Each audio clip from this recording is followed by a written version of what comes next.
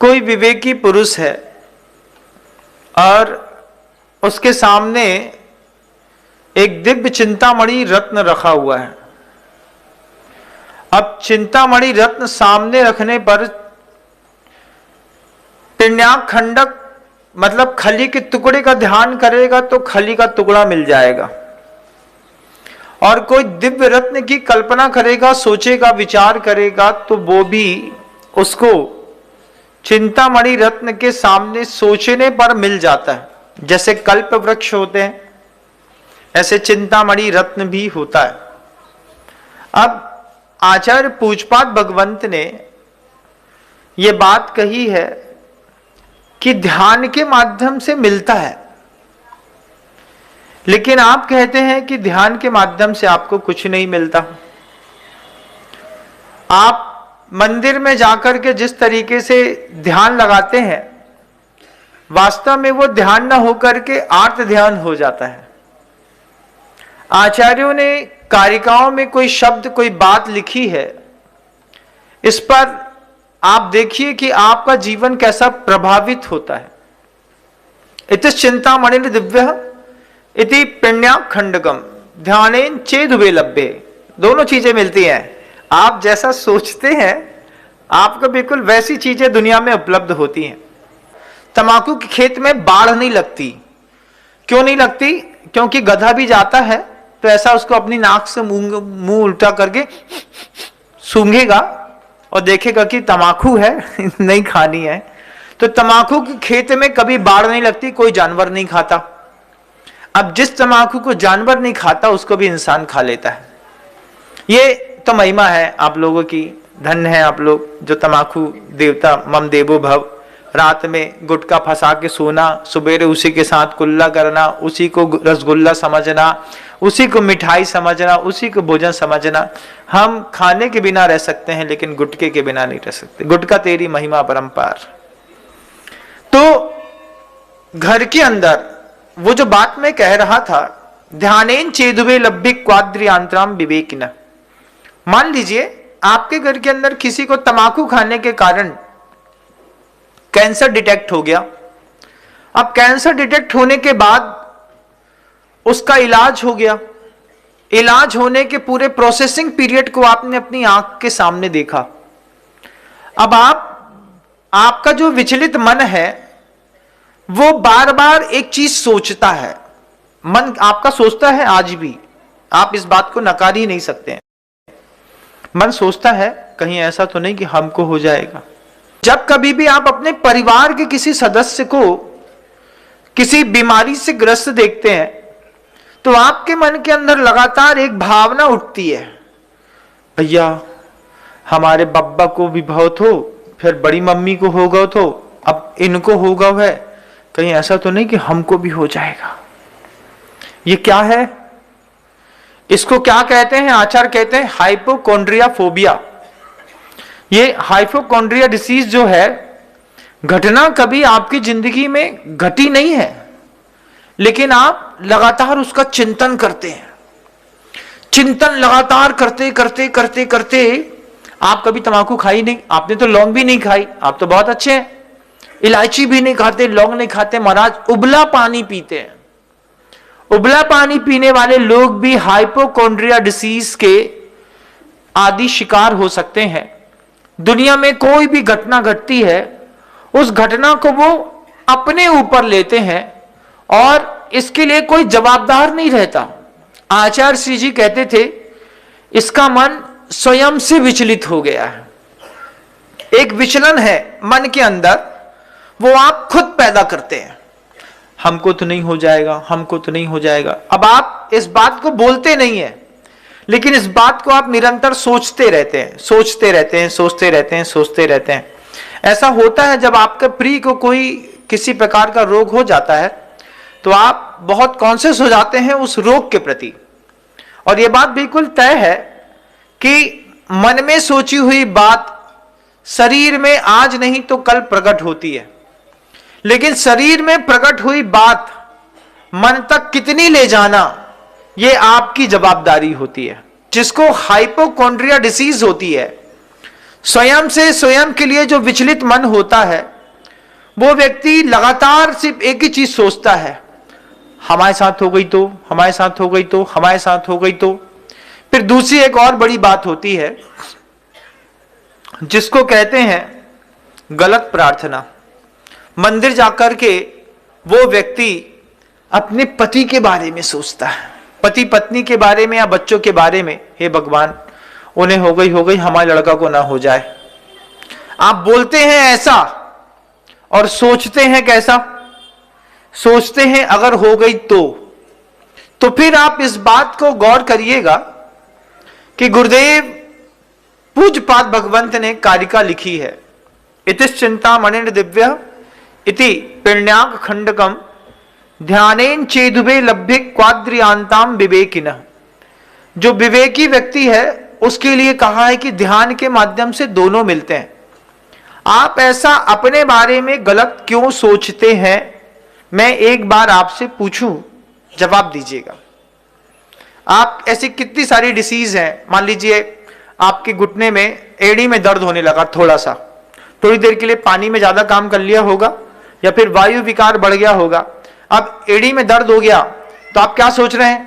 कहीं ऐसा तो नहीं कि हमारा भी यूरिया और पोटेशियम बढ़ गया है? दो नए शब्द आ गए ना दुनिया में। अभी तक बहुत कम सुनाई देता था, अभी 2-3 सालों से ज्यादा सुनाई देने लगा। महाराज अंगूठे की हड्डी चौड़ी हो रही है, उसमें दर्द होता है। अब दर्द होता है तो पहले के जमाने में क्या करते थे बताओ? नमक मिला करके, सरसों का तेल में नमक मिलाया और मिला करके 2 अंगुली ऐसे डुबोई, ऐसे छिटकी और अंगूठे से उसको अच्छे से 3 बार मसल दिया और थोड़ी सी सरसों के तेल और नमक की वैयावत्ती करने मात्र से वो जो घुटने का, एड़ी का दर्द था, थोड़ी मालिश हुई, मर्दन होने से अंदर अगर वायु स्थान बना हुआ है तो वो वायु स्थान जैसे वहां से स्खलित हुआ, दर्द ठीक हो गया।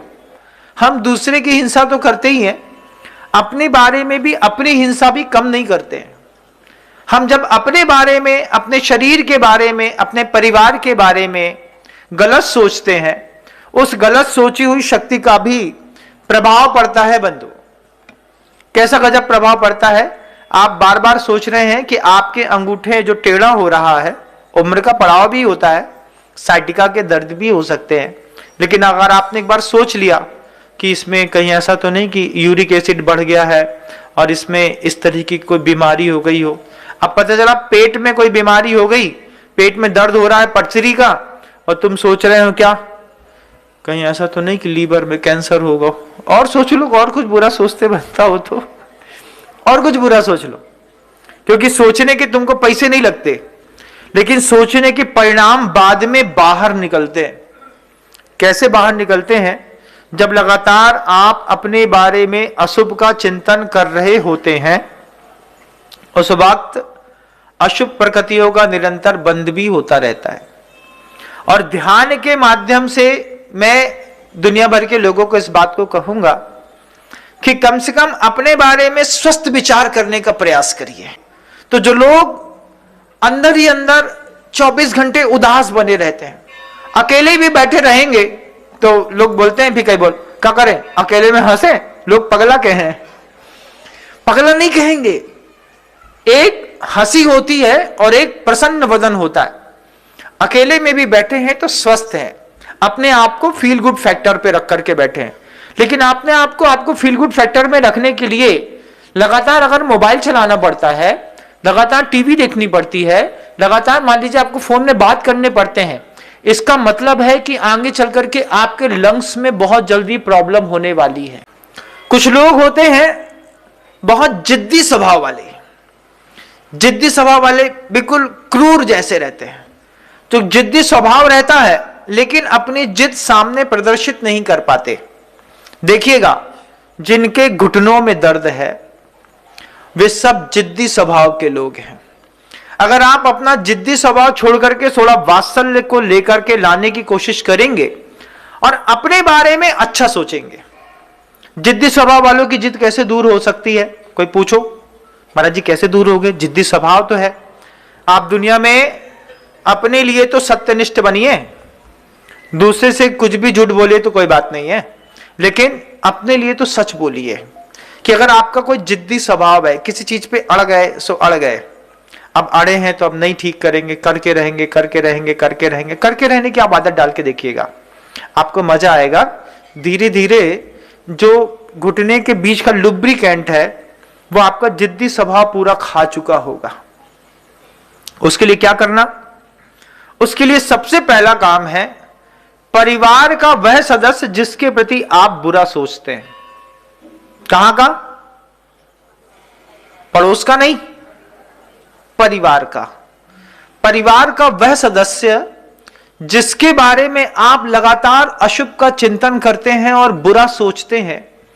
मंदिर में जाकर के भगवान के सामने बैठ करके हाथ जोड़ करके भावना भाव, भगवान उसका भला हो, अच्छे शब्दों में बार बार बोलना पड़ता है, भगवान उसका भला हो, उसका भला हो, उसका भला हो, उसका भला हो, उसका भला हो। बोलना मात्र नहीं है, उसको फीलिंग आनी चाहिए। जैसे मान लीजिए जब हम किसी से क्षमा माणी के दिन क्षमा मांगते हैं तो हमने बोल तो दिया, खम्मामी सब जीवा नाम सब जीवा खमंतु में मित्य में सब बुदेसु बैरम मध्यम न कैण भी, बोल दिया आपने। लेकिन आप जब क्षमा मांगते हैं सामने वाले को फीलिंग कैसी आती है? सामने वाले को क्या बोल रहे हैं? जी आ गए, एक कार्ड भेज दे हैं, एक फोन कर दे, भैया कछु गलती हो गई हो तो क्षमा कर दइयो। उनमें भी इतनी तेज क्षमा मांगी जा रही है कि क्षमा भी तमाचा जैसो लग रही है। लेकिन उसके बाद भी आदमी क्या बोलता है, अरे हो कम से कम बड़े ताऊ को फोन तो आ गो, तो क्षमा मारी को कार्ड आ गो, फोन आ गो, बड़ी बात हो गई। इसको क्षमा मारी नहीं कहते। क्षमा मारी कहते हैं जब आप किसी से क्षमा मांगते हैं तो आपको यह तय करना होगा कि मेरे शब्दों, मेरी टोन, मेरी आवाज, मेरे आंसू को देख करके सामने वाले को फीलिंग कैसी हो रही है। अगर वो फीलिंग तक उतर गया, जैसा आप देना चाहते थे वैसा उसने ले लिया, तो फिर क्षमा मांगी पक्की है। लेकिन अगर आपने सिर्फ शाब्दिक क्षमा मांगी है तो निश्चित मानिएगा ये उपक्रम अभी एक बार आपको और करना पड़ेगा। बहुत ज्यादा साफ आईना नहीं देखना चाहिए। बहुत साफ आईना देखने पर आपके अंदर का वो जो उदासी है वो खुद ही को चेहरा देख कर के जाएगी, बोले भगवान कैसी नाक बनाई है, इतने से ऐसी उठी है, अभी को नीची करें। फिर छोटी छोटी चीजें दिखती हैं, आंख कैसी अंदर घुस गई हैं, जैसे चुड़ैल की डुकरिया टाइप की होती हैं। अब उसके लिए क्या करें? अब उसके लिए फिर सोचेंगे, फिर माथा गौर से देखेंगे तो उसमें झुर्रियां दिखेंगी, फिर इधर देखोगे तो एक दाग दिखेगा, एक इधर दिखेगा, एक इधर दिखेगा। अब उसमें आपका उपयोग लगा रहेगा। इससे अच्छा है क्या करें, एक थोड़ा सा तेल का पोछा मार दो, सब सही दिख रहा है, अब कुछ नहीं करना, सामने वाले को जो दिखता है तो दिखता रहे। जो लोग, गुरुजी कहते थे इस बात को, गुरुजी कहते थे कुछ लोग होते हैं अपने आप को बढ़िया बनाने के लिए दिमाग चमकाते हैं, कुछ लोग चेहरा। तो आपकी अगर दिमाग चमकाने वालों में गिनती है तब तो बहुत अच्छी बात, लेकिन अगर चेहरा चमकाने वालों में गिनती है तो फिर एक बार सोचना चाहिए। तो जब आप लगातार अपने घर को एक एक सदस्य को कंट्रोल करने की कोशिश करेंगे और आप बच्चे आपके कंट्रोल में नहीं आएंगे, क्योंकि हर जनरेशन आपकी जैसी सोचती नहीं है। कुछ लोगों को आपकी आंख से डर लगता है, कुछ लोगों को आपकी आंखें गटरा लगती है मैंने जो कछु नहीं है, जब गोल गोल चना जैसे दिखाएंगे थोड़ी देर में निकल देंगे। जब कोई आपको भटक के भाव नहीं पूछता घर के अंदर, तब आपको कैसा लगता है, इसको हमारे गुस्से का फर्क ही नहीं पड़ता है। ऐसे लोगों को थायराइड बढ़ता चला जाता है। ऐसे लोगों को थायराइड जितना बढ़ेगा, और थायराइड के साथ साथ ही पेट की दिक्कतें भी ऐसे लोगों को बढ़ती हैं जो लगातार कंट्रोल करने के लिए लगे रहते हैं। फिर गुरुजी वही बात कहते हैं, ध्यान चेदुबे लब्बे, ध्यान के माध्यम से आप जितना अच्छा अपनी जिंदगी का कर सकते हैं करने का प्रयास करिए। अपने बारे में अच्छा सोचिए। किसी और की बात ही नहीं कर रहा हूं मैं आज, ना मैं भगवान की बात कर रहा हूं, ना मैं आपके परिवार के दूसरे सदस्य की बात कर रहा हूं, ना मैं पड़ोसी की बात कर रहा हूं, ना समाज की बात कर रहा हूं, ना अपनों की बात कर रहा हूं। मैं बस आपसे इस बात की बात कर रहा हूं कि आप कृपा करके अपने बारे में अच्छा सोचिए, क्योंकि आपकी जिन शासन को बहुत जरूरत है। आप रहेंगे तो धर्म रहेगा, आप रहेंगे तो महावीर जयंतियां रहेंगी, पर्युषण पर्व रहेंगे, मुनिराज के पड़गाहन के पावन पवित्र दृश्य रहेंगे। आप रहेंगे तो सम्बित शिखर जी रहेगा, आप रहेंगे तो गिरनार जी रहेगा, आप रहेंगे तो जिन शासन के साधु रहेंगे, आप रहेंगे तो ये बड़े बड़े जिनालय रहेंगे। इस जिनकुल में संवर और निर्जरा दो बहुत महान शब्द है। इन दो शब्दों में जीने की कोशिश तो करके देखिए ना, कि मुझे दिन में 1 घंटा निर्जला स्थान बनाना है, सिर्फ 1 घंटा, ज्यादा नहीं। 1 घंटा निर्जला स्थान कैसे बनाना है? तो आप उसमें माला फेर सकते हैं, आप उसमें स्तोत्र पाठ कर सकते हैं, आप 1 घंटे के निर्जला स्थान में आप जाकर के प्रभु जी के मंदिर में जाकर के पूजा कर सकते हैं, आप उस समय ध्यान कर सकते हैं, सामायिक कर सकते हैं, आप उस समय कुछ अच्छा सोच सकते हैं, कुछ अच्छा पढ़ सकते हैं। 1 घंटे का निर्जला स्थान, 1 घंटे का संवर, ऐसा भी कल्पना करके अगर जिंदगी को थोड़ा और व्यवस्थित तरीके से डिवाइड किया, आपको लगेगा कि गृहस्थी भी कम लाजवाब नहीं है।